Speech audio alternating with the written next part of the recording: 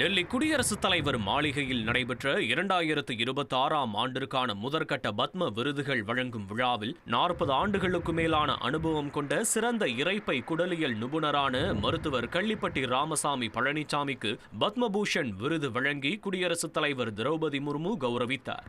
Doctor Kallipatti Ramasamy Palaniswami, சிகிச்சா gastroenterology.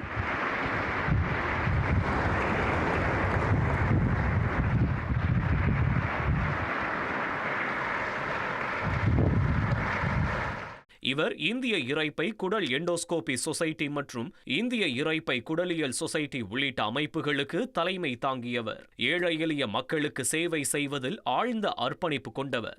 இலவச பொது சுகாதார திட்டங்களை நடத்தியதுடன் கள்ளிப்பட்டி கிராமத்தில் முக்கிய உள்கட்டமைப்பு மேம்பாடுகளையும் முன்னின்று நடத்தியுள்ளார் என்பது குறிப்பிடத்தக்கது.